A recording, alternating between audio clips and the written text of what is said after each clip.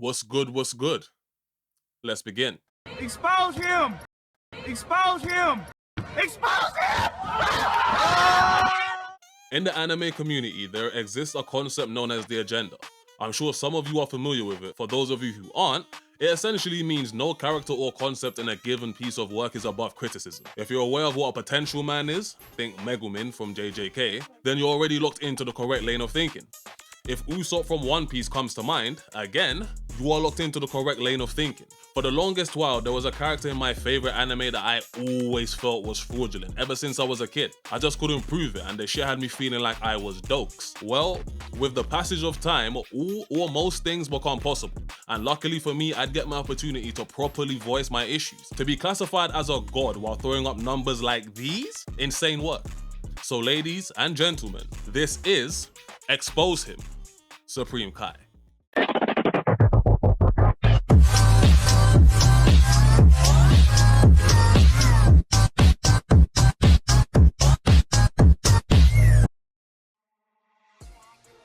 Now, while I am no god, to the best of my knowledge, the individual we'll be discussing today is, if you squint hard enough, I guess. And I feel like I'll be doing him a disservice by not at least equipping you all with some required knowledge regarding him. A quick side note before the video proceeds, so as to not ruin Daima for all three of you that haven't seen it yet, I'll be calling the Supreme Kai Shin as opposed to his birth name, which we only find out in Daima. Go and watch that shit, it's kind of valid, I'm not gonna lie to you. With that all of the way, this vertically challenged man first makes his appearance in manga chapter 437, with his anime appearance taking place in episode 213. This early on, the story and characters within the story can and will attempt to mislead you, dear viewer. I need you all to keep this in mind from as early a point as this. The look on his face, the calmness of his voice, and admittedly, the fit, all gel together well enough for you to think this man is gonna be a stepper in the coming episodes, right?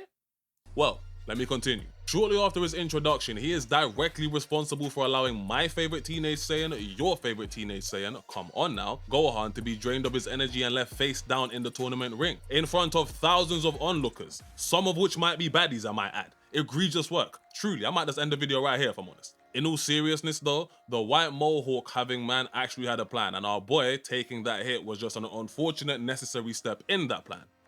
But still, the baddies, dog, come on. The energy stolen from Gohan was required to ensure Shin's top op, Babidi, comes out of hiding in an attempt to absorb the energy for the sake of awakening his very own Pink Ranger. Majin Buu, stay with me now. Shin, knowing the threat that Buu posed if truly awoken, took steps to make sure that the event never came to pass. Tried and failed, mind you, but effort is effort. Now, it's at this point that we need to rewind back to my earlier statement of not being fooled by how the story and characters within it position this nigga Shin. Because at the exact moment in which Buu is awoken, Supreme Kai Shin's usefulness in not just the Majin Buu arc, but the series as a whole takes a significant hit. And when I say significant hit, I mean, This is legendary?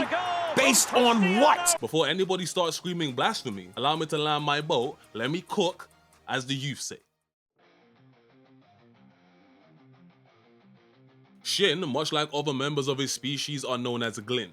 I do not choose the names, please direct your inquiries elsewhere. Or for an easier but still somewhat confusing time, the core people. Our boy Shin is actually one of 3 siblings, and let me tell you, the other 2 have way more presence than he does. In terms of being a race, the Glind differ from humans in the sense that they are born from fruits. Regular degular Glind, like Kibito for example, tend to look human enough but naturally with distinct features that would set them apart from us, such as pink skin and pointed ears. These folk tend to have a rough lifespan of 75,000 years. Glind born from what are referred to as golden fruits look essentially human but all share very similar features amongst each other. Think purple/pink skin and a white mohawk. These distinguished motherfuckers can potentially live for millions of years, if no Majin Buu-like event occurs. Fingers crossed. To further underscore the difference between these 2 types of Glind, it's easiest to understand the process behind the Kai system, or at least that's what I'll be calling it. The Kai system is what governs which of the Glind will replace the deceased Kai of a world. Out of the 80 Glind that are usually alive on their homeworld at any one time, lots are drawn to determine who will be the replacement. This process is slightly different for the cream of the crop, the creme de la creme, the undisputed gods of this Glind shit though. And of course I'm referring to those born from a golden fruit. These glint born from such an extremely rare fruit are the only glint that are eligible for Supreme Kai status. So watch how you talk about them for real. They be ready to die behind this glint shit. It's never been a game. Stay in your lane, you regular fruit born ass glint. Forgive my previous outburst. Back on track now, Supreme Kai status is still one that is achieved, golden fruit or not. For example, Chronoa, the Supreme Kai of Time, only gained this title after raising Toki Toki the Time Owl, something evidently noteworthy to the species. The information we have regarding the glint can differ depending on the source material you choose to touch on, so no pitchforks because you stumbled across some opposing information. This background gives you a working understanding of the glint species, or rather how to assess their capabilities, especially those of the golden fruit variety that are born with a silver spoon in their mouths, or at least that's how I see them. Before we move on though, I should take this opportunity to also point out that not all glint are as peaceful or borderline useless, passive as Kibito and Shin. There are glint that develop to become evil in their practices, and dear viewer, I'd like you to keep these types of glint in mind as we proceed further and further into the video. With this chapter, we get to the root, because they're born from fruit, you get? Alright, never mind. And the reason this video was even made. We need to discuss hands. Now lock the fuck in. From the moment we are introduced to the Supreme Kai in the Margin Saga, various statements are made with zero validation. Statements are made that make light of niggas that had me and you both terrified. It's alright, you can admit it now, we're grown. Let's heal for real, you feel me? Before we get to the wilder statements that are made throughout the Margin Buu Saga, we can start here. Supreme Kai stated that Babidi's minions on his ship were considered to be the most powerful warriors in the universe. Mind you, this and this are the best of the minions he's referring to. I know Dabura was also working for Babidi at the time, but it won't be me to put that man on the same level as the aforementioned jobbers. When Goku and Vegeta respectively pack up said jobbers, Shin is left stunned at the power levels of the Saiyans. The viewer that's tapped in should be seeing the first of many moments in which we can see that Shin is not as knowledgeable as he should be regarding mortal matters. During the tournament phase of the Majin Buu arc, when Shin and Kibito arrive, Piccolo, Big Green himself, stated that Shin was dimensions away from him. Dimensions! Keeping in mind that this is a post-Kami fused Big Green, we understand a statement like this shouldn't be taken lightly, right? While keeping that securely in mind, let's continue. He himself states that all Supreme Kai are able to defeat Frieza in one blow. Now, if the viewer just forgets everything that they've come to know about Frieza at this point, then that remark lands pretty comfortably. However, if we decide that reality makes more sense, after we see this nigga's display of hands, that statement becomes very, and I mean very, hard to believe. It's not that he has no hands per se, no, I won't do the Mohican man like that. It's just that those hands have never been instrumental, is what I'm saying. Hands are the very definition of average, is what I'm saying. Yes, he can do some damage to Majin Buu in his weakest state, but that was it. That represents the absolute pinnacle of his combat contributions, and I'm sorry, if you are a god, you need to move like one. How in the fuck is you getting manhandled by mortals when your power level should be clearing 1 mil easy? Power of second form Frieza on Namek. This man was shook of Yakon. Are we saying Yakon has a level of power that should make deities concerned? Like, what the fuck? To be fearful of Dabura makes sense on the surface. That individual literally has Demon King as his title. But Pui Pui? Pui Pui?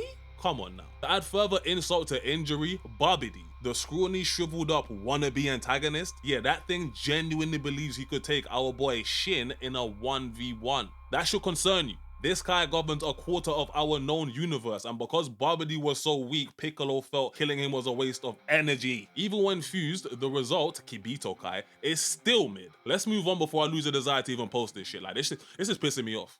Chapter 4. The grass is always greener.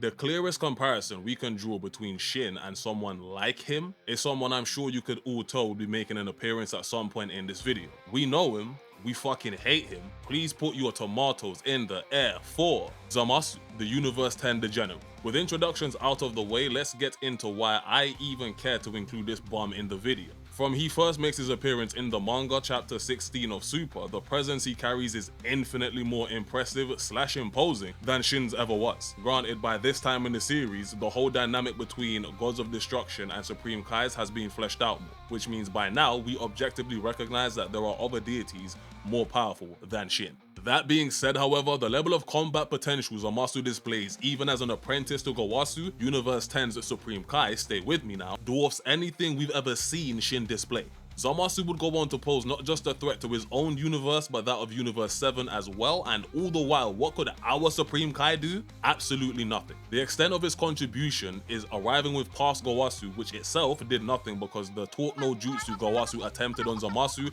resulted in a ki blast to the fucking face. Now, you know me, I'm nothing if not a fair YouTuber. So I will bring up the fact that Shin's performance in the manga during the end of the Goku Black arc was somewhat different to the anime. Relax. I would not get your hopes up, however, because the end result in the manga is Shin still being at the mercy of future Zamasu fairly easily. Personally, one can't help but feel like Shin's time spent as the apprentice to Old Kai may have been premature, or at the very least was not sufficient or to the degree of what Gowasu was teaching Zamasu. Before anyone comments that Zamasu had more natural battle potential than Shin, and that this may play a part in the comparison between the two, I do acknowledge that. But it's all the more reason another Glind with the prerequisite battle potential should be trained to replace him, right? And I don't mean Kibito, whose numbers are even worse than Shin's in terms of meaningful contributions. To round this part up, I'll end with this. Shin in the Margin Saga has strength comparable to Super Saiyan 2 Goku in the Cell Saga.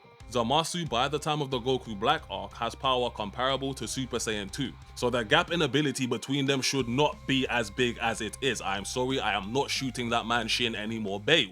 If you've made it this far into the video, you can likely tell that I do not have the highest opinion of the violet-skinned Mohawk man. This is the part of the video that I actually do come clean. Let me be clear, this nigga is arse as a combatant, and is nowhere near as knowledgeable about the world as he should be. I mean, he can't even use potential unleashed like Old Kai. But what he lacks in battle potential, he makes up for with heart. Despite knowing his hands are rated 13+ at best, he still arrives to every engagement he's a part of fully committed to helping in whatever capacity he can. Whether it's teleporting key figures into or out of dangerous situations, or being the one to explain to our knuckle-headed prototype Goku about the dangers his well-meaning ideas can place the universe in, Shin plays his part. I may have mentioned him getting bitched by Zamasu, but that was also an immortal Zamasu. So some grace should be given, but not that much now, come on, relax. Shin's role and usefulness is considerably greater in the recently released Daima. You'll have to go and watch it and see what I mean, you will not be disappointed. And it would be fire to see him continue to be as capable and prominent in future works because, fun fact, I do like his character. So in closing, is that man legendary? Fuck no. But is he still a key squad member when the chips are down? I wouldn't have any other Supreme Kai with us on the front lines. I appreciate you getting this far into the video. If you would like to hear more of me, I have a podcast that's on the screen right now, KTT. Go fuck with it. It's been your dog Drift, and bye.